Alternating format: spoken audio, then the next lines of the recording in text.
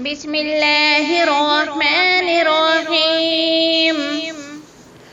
ومن أظلم ممن افترى على الله كذبا أو كذب بآياته إنه لا يفلح الظالمون. ويوم نحشرهم جميعا ثم نقول للذين أشركوا أين شركاؤكم الذين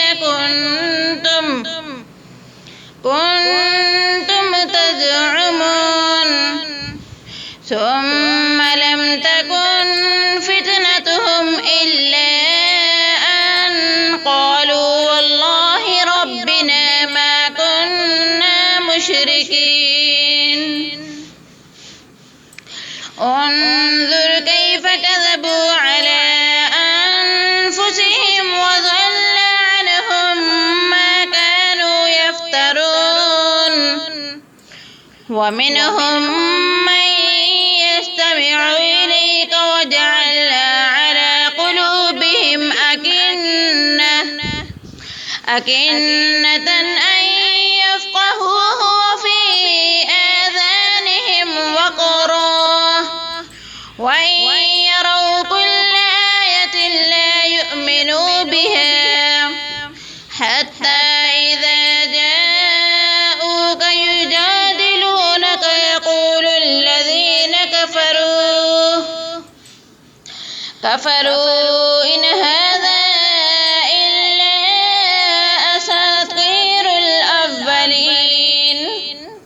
وهم ينهون عنه وينأون عنه وإن يهلكون إلا أنفسهم وما يشعرون.